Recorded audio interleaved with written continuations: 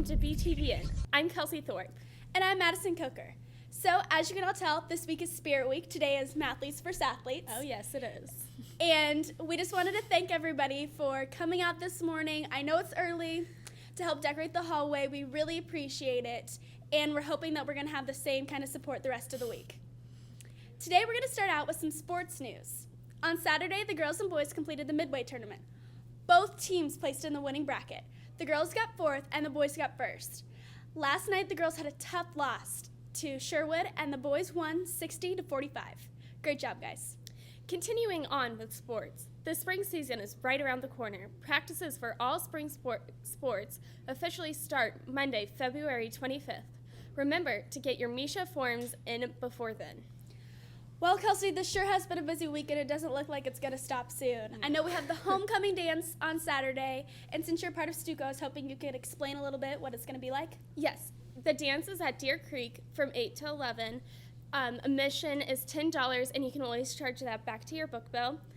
The theme is a night to remember, as in the Barstow Nights. We just wanted to tie something in with all the decorations and just make it a little bit more special for everybody who is going to be at the dance.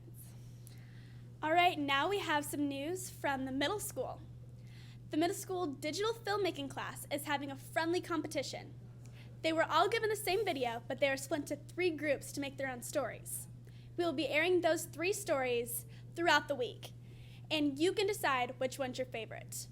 After we watch the piece, we will be joined by 8th grader Libby Rohr to explain some other exciting news happening in the middle school.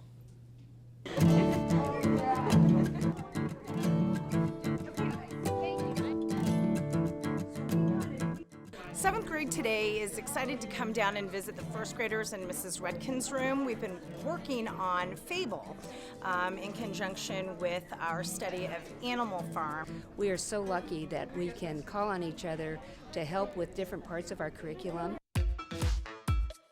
So I saw the first grade teacher getting a cup of coffee yesterday, and he said, "Hey, Dave, how about we do a little science experiment?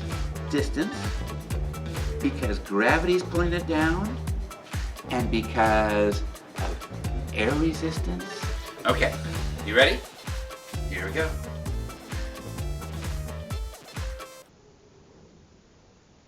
Whoa! Very good, Alex. Soon. Okay.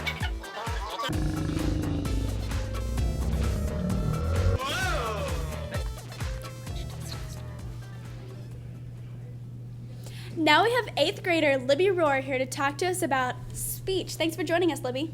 Thank you. So first, do you mind telling us a little bit what is speech and what do you do at a tournament? Well, when you go to a speech tournament, you take a pre-selected piece in one of our categories and you perform it in front of judges, give you scoring, and you have 2 rounds in the beginning. And once you've gotten your overall score, the top, usually it's 6, proceed to finals. What is the categories in which you compete in? There are several categories of improv, including impromptu speaking, where you get a quote and you talk about that quote. And then there is prose, which is pretty much reading like something from a novel. Then there are a few categories of interpretation, where you play different characters, which are indicated by switching. So you've got humorous and dramatic in that. And then there's poetry and declamation, which is more of the traditional what you would think of when you hear speech. What is your favorite part of a speech tournament? Probably all of the crazy people that are there. So I think another thing people don't really understand is what the difference is between speech and debate.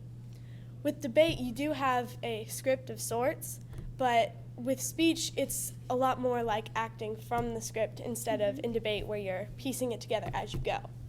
Debate's more of like an argument, speech is like a mini play. Awesome. All right, thank you for joining us, Libby.